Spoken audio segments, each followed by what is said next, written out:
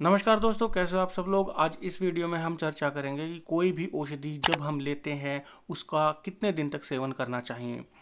वैसे तो यह डॉक्टर पे भी डिपेंड करता है कि वह कितने दिन की दवा दे रहा है। कोई दवाओं का कोर्स भी होता है कि वो 5-6 महीने तक खाना ही खाना होता है, 9 महीने तक खाना ही खाना होता है। एलोपैथी की बात मैं नहीं कर रहा हूँ इसमें, क्योंकि मेरा वो फील्ड भी नहीं है। आयुर्वेद की अगर हम बात करें तो कोई भी औषधि अगर हम लेते हैं किसी भी पर्टिकुलर बीमारी को ठीक करने के लिए, तो आप उसको 1 महीने तक तो कम से कम फॉलो करना चाहिए। अगर आपके शरीर में कोई भी इफेक्ट अगर नहीं दिख रहा है तो आपको अपनी जो मेडिसिन है, जो भी आपको औषधि डॉक्टर ने दी है, तो डॉक्टर की परामर्श से आपको वो चेंज करवा लेनी चाहिए। क्योंकि जब वह 1 महीने में ही असर नहीं दिखा रही तो आप उसको कितने भी दिन तक खाते रहिए, वह आपके शरीर के हिसाब से, आपकी प्रकृति के हिसाब से, मौसम के हिसाब से, जो ऋतु चल रही है उसके हिसाब से वह सूट नहीं कर रही है।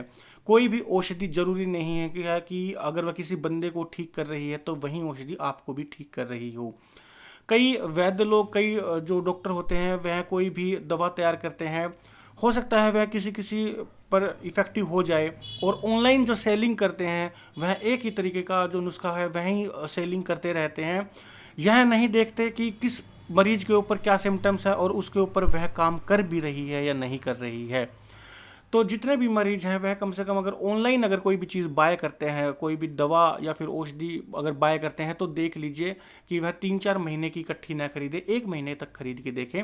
अगर आपके शरीर में अगर वह कुछ अच्छा रिजल्ट लेके आ रही हैं, रिकवरी अगर 20-30%, 40% हो जाती है, तो आप उसको आगे कंटिन्यू रखिए। अदरवाइज कोई फ़ायदा नहीं है। आपको डॉक्टर बदलने की ज़रूरत है या फिर अपनी औषधि बदलने की ज़रूरत है। आयुर्वेद में एक रसायन होता है, अलग अलग औषधियाँ होती हैं जिन्हें रसायन कहा गया है। यह रसायन बेसिकली हमारी इम्यूनिटी को बढ़ाती हैं। रसायन का मतलब होता है निरोगी जीवन रखते हुए अगर कोई आपकी उम्र बढ़ा दे औषधि, उसको रसायन कहा गया है। जैसे कि आंवला है, हरड़ है, अश्वगंधा है, त्रिफला है, गिलोय है। इस तरह की बहुत सारे जो औषधियाँ होती हैं वह रसायन होती हैं। अगर इनका आप रेगुलरली अगर आप इस्तेमाल कर रहे हैं, जैसे कई लोग त्रिफला का इस्तेमाल करते हैं इम्यूनिटी बढ़ाने के लिए, कोई रोग नहीं है लेकिन फिर भी कर रहे हैं। अगर या फिर अश्वगंधा का आप निरंतर सेवन कर रहे हैं अपने आप को जवान रखने के लिए, इम्यूनिटी बढ़ाने के लिए, शक्ति बढ़ाने के लिए, वीर्य बढ़ाने के लिए, तो इस प्रकार की औषधियों का सेवन आप लगातार 3 महीने तक करें। उसके बाद 1 महीने का गैप दे देना चाहिए। या हो सकता है आपने यहाँ कहीं सुना भी हो, देखा भी हो, पढ़ा भी हो, लेकिन इसके पीछे लॉजिक ये होता है कि किसी भी चीज़ की हमारे शरीर की आदत न लग पाए। जो त्रिफला होता है बेसिकली वह विरेचन होता है, तो कल को कहीं शरीर को आदत न लग जाए कि बिना त्रिफला के आपका पेट साफ ही नहीं हो रहा।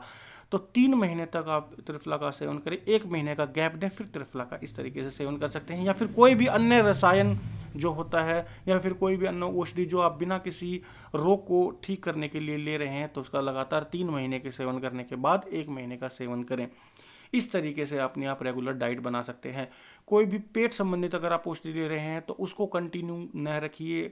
अगर आप ठीक हो चुके हैं और उसके बाद भी ले रहे हैं, गैस कभी बन जाती, कभी एसिडिटी बन जाती है, उसको ठीक करने के लिए बार बार में एक ही तरीके की चीज़ ले रहे हैं, तो वह भी ना करें। उसको भी आप बदल बदल के यूज़ करें। कभी गैस ठीक करने के लिए सौंठ ले लिया, कभी हरड़ ले ली, कभी अजवाइन ले ली, कभी जीरा ले लिया। इस तरीके के बदल बदल कर अगर आप इस्तेमाल करते हैं तो ज़्यादा बेनिफिशियल रहता है।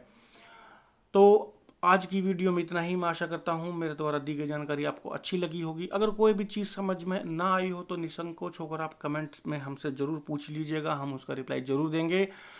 वीडियो को ज़्यादा से ज़्यादा शेयर कीजिएगा। चैनल को अभी तक सब्सक्राइब नहीं करा है तो अभी लाल बटन दबाकर सब्सक्राइब कीजिएगा। मैं ऐसी ही इन्फॉर्मेशनल वीडियो और बनाता रहता हूँ। धन्यवाद।